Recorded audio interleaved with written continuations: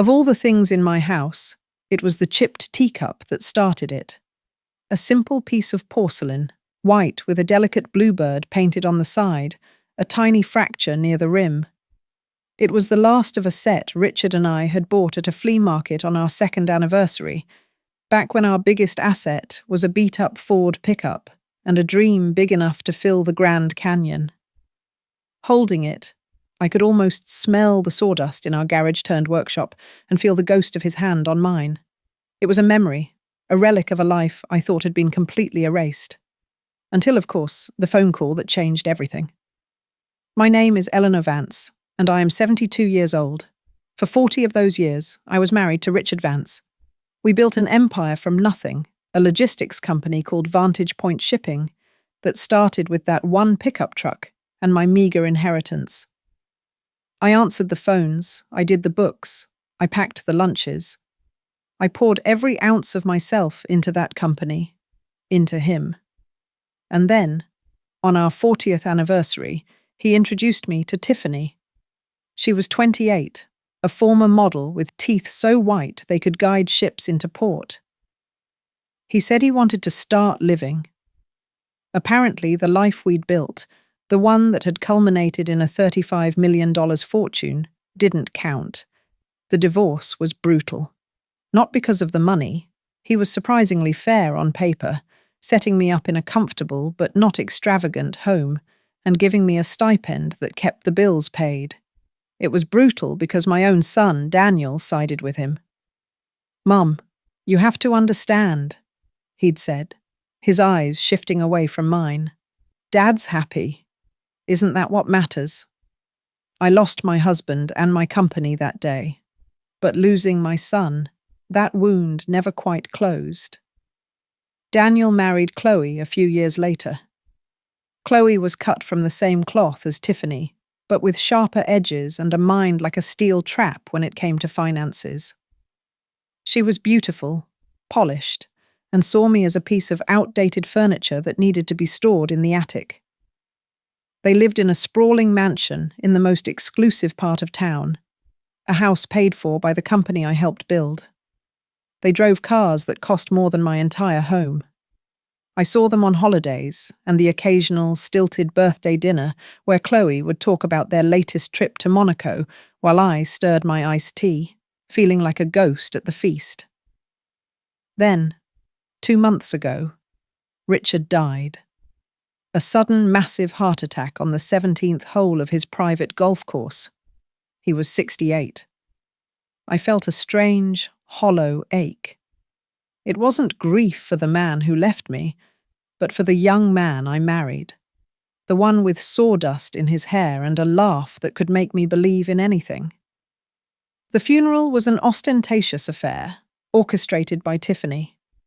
I sat in the back, a quiet observer. Daniel and Chloe were front and center, playing the part of the grieving son and supportive daughter-in-law to perfection. Chloe's black hat had a veil, mind you. A veil. The sheer theatricality of it was nauseating. She caught my eye once, and her lips tightened into a thin, dismissive line before she turned away. A week later, they appeared on my doorstep. Unannounced, of course. Daniel looked uncomfortable, his big frame crammed into my small foyer. Chloe, however, swept in as if she were conducting a property inspection. She wore a cream-coloured cashmere suit that probably cost more than my monthly mortgage payment used to be. "Eleanor," she said, her voice dripping with condescending sympathy, "we needed to talk to you." She didn't call me Mum, or even Mrs. Vance. Just Eleanor. It was a power play, and we both knew it. I led them into my sitting room, the one with the worn floral sofa and the photos of Daniel as a little boy on the mantelpiece. Photos of a time when his smile was genuine and his mother was his whole world. "Would you like some tea?" I asked, my voice steady. "We don't have time for that," Chloe snapped, perching on the edge of my armchair as if she were afraid to catch poverty. "Daniel, tell her." Daniel shifted his weight, his gaze fixed on a spot on my carpet. "Mum, We've spoken with Dad's lawyer about the will. I see, I said, my heart starting a slow, heavy drumbeat against my ribs. I hadn't expected anything. Truly, I hadn't. But there's a difference between expecting nothing and being told you deserve nothing. The reading is next week, Chloe continued, taking over as her husband faltered. And we wanted to spare you the embarrassment of showing up.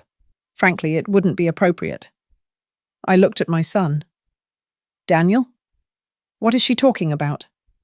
He finally looked at me, and his eyes were cold, reflecting his wife's ambition.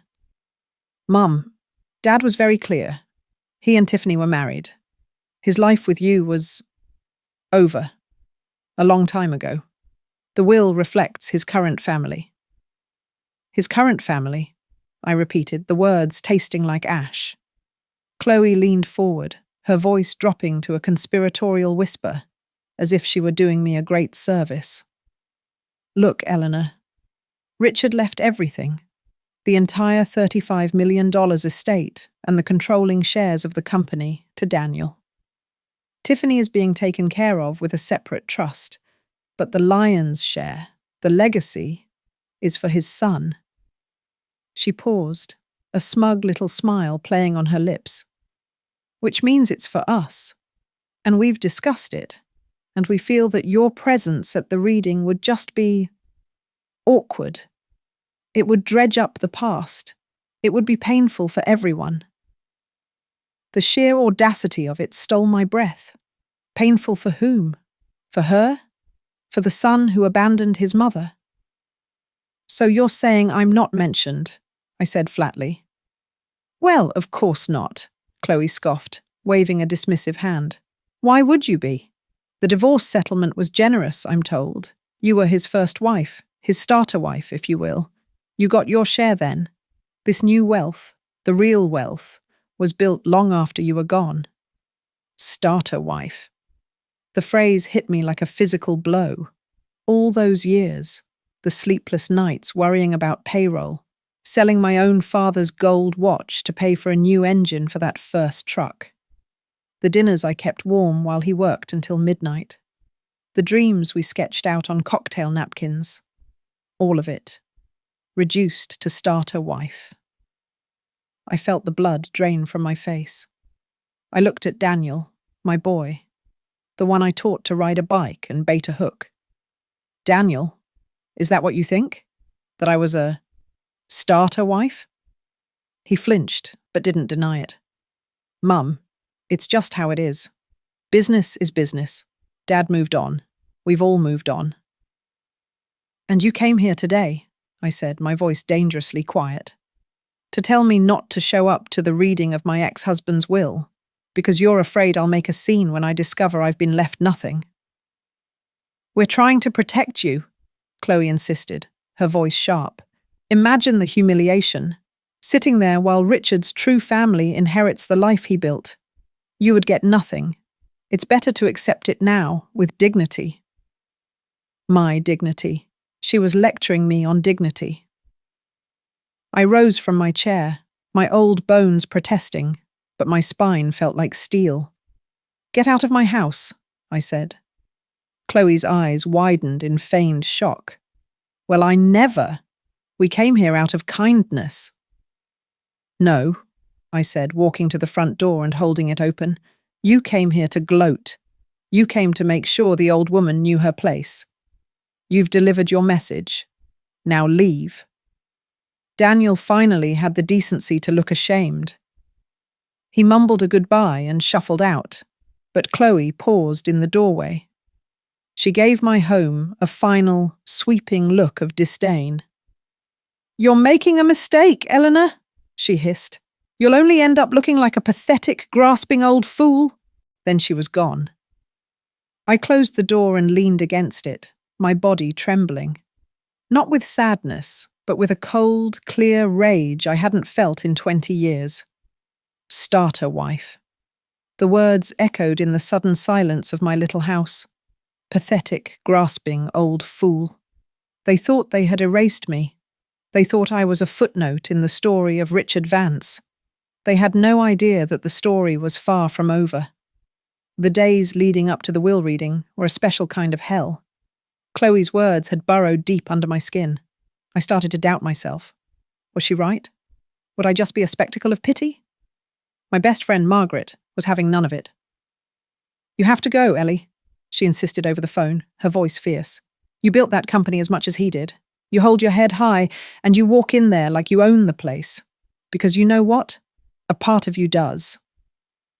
Her words were a balm, but the fear was still there. The night before the reading, I couldn't sleep.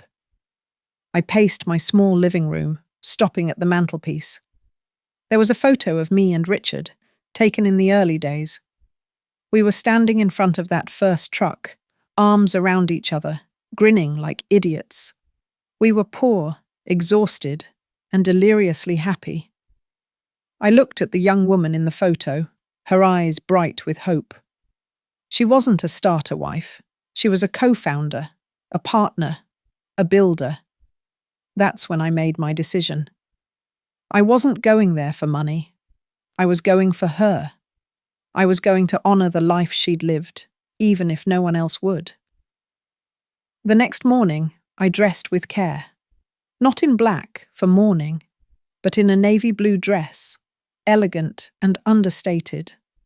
I wore the simple pearl necklace Richard had given me for our 10th anniversary, back when pearls were a genuine sacrifice. I arrived at the law offices of Abernathy, Cole and Swain exactly on time. The receptionist looked up, her expression a mixture of surprise and pity. "May I help you, madam?" "I'm Eleanor Vance. I'm here for the reading of Richard Vance's will." She fumbled with her papers. "Oh yes, of course.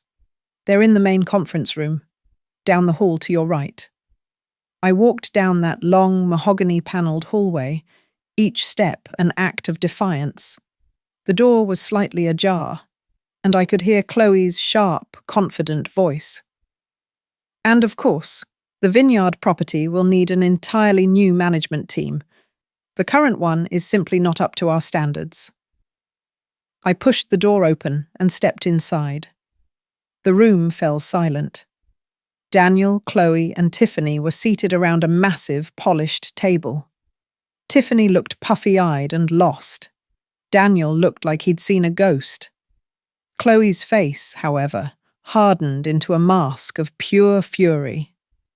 And at the head of the table sat a man I hadn't seen in 20 years, Mr. Abernathy, Richard's longtime lawyer. He was ancient even back then, a stooped figure with eyes that had seen everything. He looked at me, and for a fleeting moment, I saw a flicker of something that wasn't pity. It looked almost like respect. "Eleanor," he said, his voice a dry rustle of old paper. "Thank you for coming. Please have a seat." He indicated the empty chair directly across from Daniel and Chloe. I sat, my back ramrod straight, and met Chloe's glare without flinching. "What is she doing here?" Chloe demanded, her voice cutting through the silence. "Mr. Abernathy, I believe we made it clear this was for family only." Mr. Abernathy adjusted his spectacles. Richard Vance's instructions were that Mrs. Eleanor Vance was to be present. The instructions were unequivocal. Chloe slumped back in her chair, fuming. Daniel refused to look at me. The air was thick with tension, a suffocating blanket of greed and resentment. Mr. Abernathy cleared his throat and opened the large leather-bound folder in front of him. "We are gathered to execute the last will and testament of Richard Allen Vance. I will now proceed to read the document."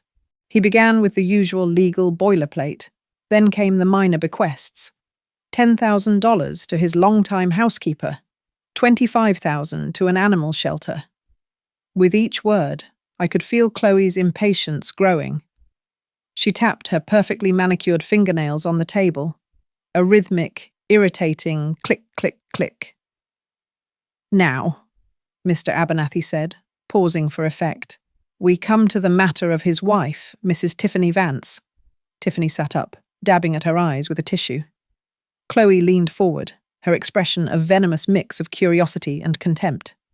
To my wife, Tiffany, Mr. Abernathy read, I leave the house on Starling Lane, mortgage-free, along with all its contents. I also bequeath to her an annuity of $100,000 per year for the remainder of her natural life, to ensure she is always comfortable. Tiffany let out a sob of what sounded like genuine relief. Chloe, however, let out a short, sharp laugh. It was a victory laugh. The house was worth maybe $2 million, and the annuity was a pittance compared to the overall fortune. She had won. The trophy wife had been given her trinkets. Now for the real prize. And now, Mr. Abernathy continued, turning a page, for my son, Daniel Vance. Chloe straightened her suit jacket and placed a proprietary hand on Daniel's arm. This was their moment. To my only son, Daniel, in whom I have often been disappointed. Daniel visibly flinched. Chloe's smile faltered.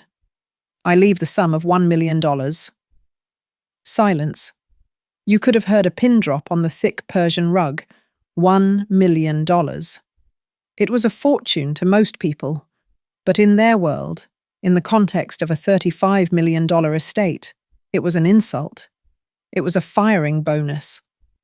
Chloe's face went from pale to a blotchy, furious red. $1 million? That's impossible. There must be a mistake. The company. He gets the controlling shares in Vantage Point. Mr. Abernathy looked at her over the rim of his glasses. Please, allow me to finish, Mrs. Vance. He cleared his throat again. The will continues with a personal letter to Daniel. He began to read, and Richard's voice, the voice I hadn't heard in years, filled the room. Daniel, $1 million is more money than your mother and I had for the first 20 years of our lives combined. We built our fortune with our hands and our minds. I am giving you this money as a final chance. A chance to be your own man, not just a steward of mine. A chance to build something for yourself, instead of simply living off what I have built. I hope you use it more wisely than you have used the opportunities I have already given you. Your wife, Chloe, values wealth above all else. I fear she has taught you to do the same. I hope, for your sake, that you prove me wrong. The humiliation in the room was a physical thing. Daniel's face was ashen. He looked utterly broken. Chloe looked like she was about to spontaneously combust. This is a joke, she shrieked, standing up so fast her chair scraped loudly against the floor. He was senile, or she. She pointed a trembling finger at Tiffany. She manipulated him. We'll contest this. We will sue. I assure you, Mr. Vance was of perfectly sound mind when he drafted this will 2 years ago, Mr. Abernathy said calmly, and he did so with my full counsel. Now, if you would please sit down, there is one final matter. Chloe remained standing, her chest heaving. What other matter? You've given the baubles to the bimbo and a pittance to his only son. The rest must go to charity. He did it to spite me. Mr. Abernathy ignored her and turned his gaze directly to me. For the first time, his expression softened. The final section of the will, he said, his voice clear and strong, does not concern the distribution of assets, because the vast majority of Richard Vance's assets are not, in fact, part of his personal estate. A confused murmur went through the room. Years ago, the lawyer continued, Mr. Vance, acknowledging the foundational role his first wife played in the establishment of Vantage Point Shipping, created a separate, irrevocable legal entity. This entity holds 51% of the voting shares in the company, his entire portfolio of stocks and bonds, and the bulk of his liquid assets. This entity was not his to dissolve or bequeath in his will. Upon his death, control of it was simply to be transferred. He paused, letting the weight of his words settle. Chloe's eyes were wide with dawning horror. Daniel finally looked up at me, his face a mask of disbelief. Mr. Abernathy picked up a different, slimmer folder from the table. This entity is called the Eleanor Vance Co-Founder Trust. I gasped. My hand flew to my mouth. Co-founder. He had used the word. Chloe let out a strangled noise, a sound caught between a laugh and a sob. What? What did you say? The trust, with assets currently valued at approximately $34 million, Mr. Abernathy stated, looking directly at me, is now under the sole control of its named beneficiary, Mrs. Eleanor Vance. He slid the folder across the polished table towards me. It stopped perfectly in front of me. My name was on the cover in elegant gold script. Chloe sank back into her chair as if her bones had dissolved. No, she whispered. No, no, no, it's a trick. It's a lie. Mr. Abernathy opened the will one last time. Richard left one final letter. This one is for you, Eleanor. My hands were shaking as I reached for the folder, but I kept my eyes on the old lawyer. He began to read. My dearest Ellie, the letter began, using his old pet name for me, a name no one else had ever used. If you are hearing this, it means I am gone, and it means I finally found a way to do what my pride and my foolishness prevented me from doing in life, making things right. I know I broke your heart. I traded a diamond for a rhinestone, and I knew it, even as I was doing it. The biggest mistake of my life wasn't a bad business deal. It was walking out that door and leaving you behind. I watched you from a distance all these years. I saw the quiet dignity with which you lived your life, a life you were forced into because of my selfishness. And I watched our son and his wife. I saw how they treated you, how they looked down on you, forgetting, or perhaps never knowing, that every brick in their mansion, every drop of gas in their fancy cars was paid for by your sweat and your sacrifice. They think this fortune was made in the last 20 years, but you and I know the truth. The foundation was laid in that dusty garage. The empire was built on your sleepless nights and your unwavering belief in me when I was just a loud-mouthed kid with a rusty truck. This company, this money, it was always half yours, Ellie. I was just borrowing it. I can't give you back the years. I can't undo the pain I caused. But I can give you back your legacy. I can give you back your company. It's yours, Eleanor. Vantage Point Shipping belongs to its co-founder. Do with it what you will. Sell it. Run it. Burn it to the ground. It is your right. You earned it. Forgive me if you can. Richard. Tears were streaming down my face. Not tears of sadness, but of vindication. A lifetime of being erased, of being a starter wife, of being a footnote, was undone in that one moment. I wasn't a ghost. I was the foundation.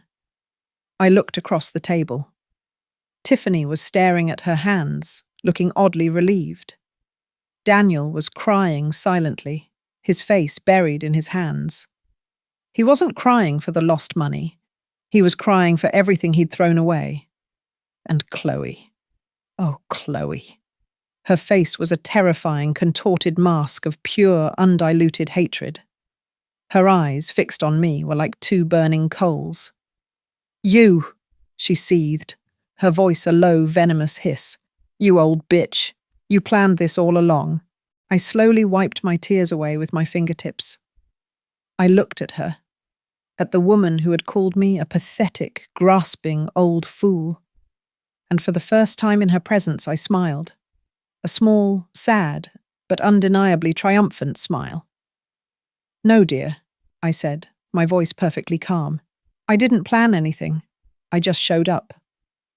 Karma, I've learned, isn't always a lightning bolt from a clear sky. Sometimes it's a slow, grinding erosion of a life built on sand. For Daniel and Chloe, the tide came in fast. Chloe's explosion in the lawyer's office was only the beginning. She screamed. She threatened lawsuits. She accused Mr. Abernathy of being in on the scam. He simply sat there, impassive, until she had exhausted herself, and Daniel finally managed to pull her, sobbing and spitting curses, from the room.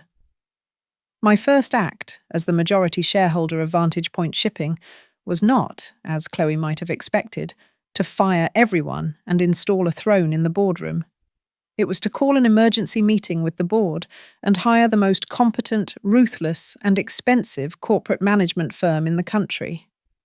Their first task: a full audit of the company's finances.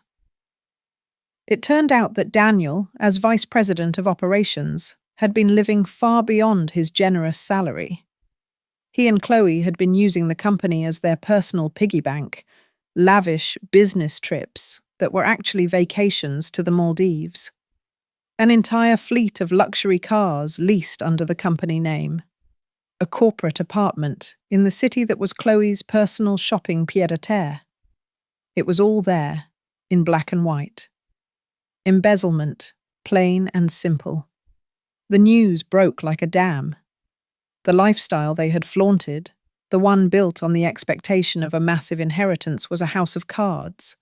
They were leveraged to the hilt.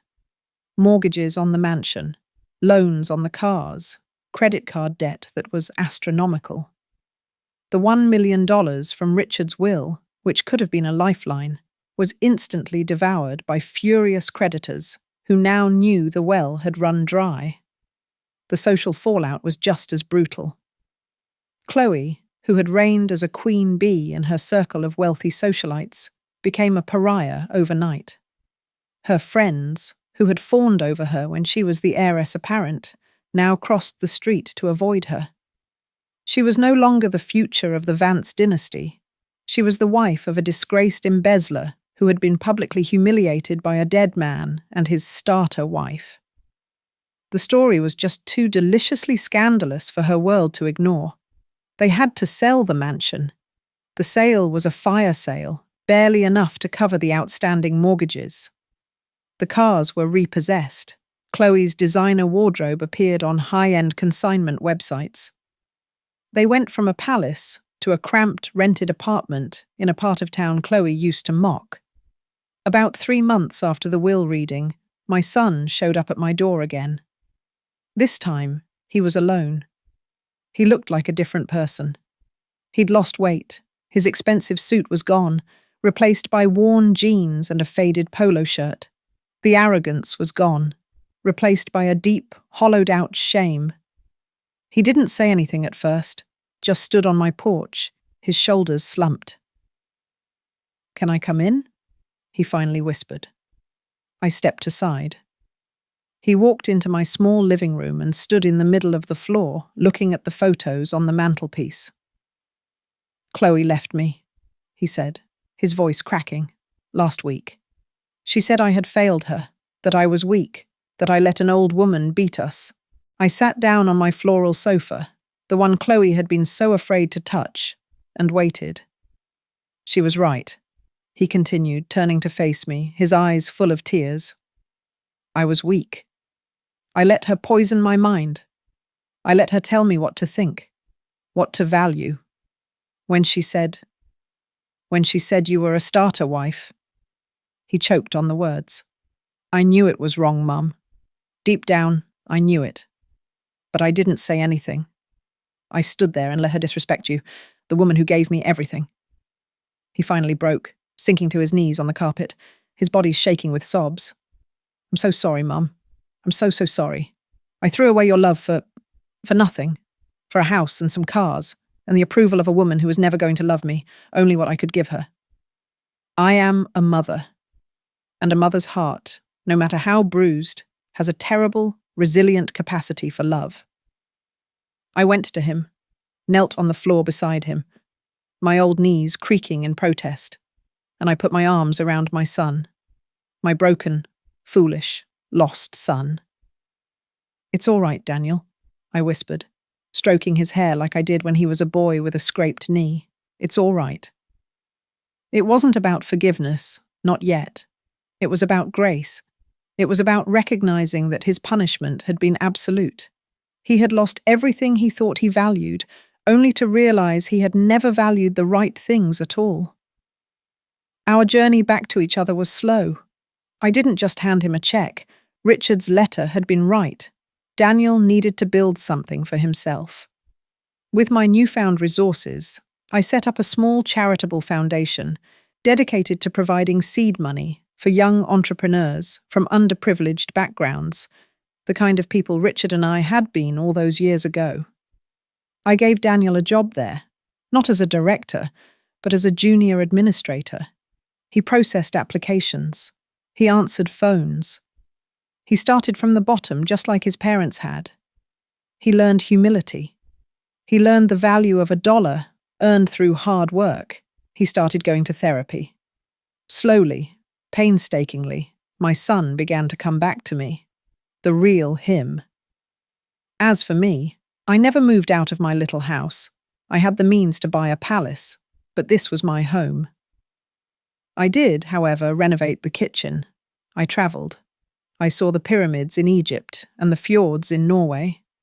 I sat on the board of Vantage Point Shipping, and I made damn sure the company was run with integrity, with fair wages and good benefits for the employees who were its true lifeblood. I became a philanthropist, a businesswoman, a world traveller. I became Eleanor Vance, co-founder, not a ghost, not a footnote. Sometimes, in the quiet of the evening, I sit in my favourite armchair with that chipped teacup. I fill it with chamomile tea, and I think about the wild, improbable journey of my life. The revenge I got wasn't loud or explosive. It was quiet, and it was complete. It wasn't about taking their money. It was about watching their entire world, a world built on greed and cruelty, collapse under its own rotten weight. And it was about reclaiming a truth they tried to bury, that my life, my work, and my love had value. They thought I would get nothing. In the end, I got everything that mattered, and they were left with exactly what they deserved.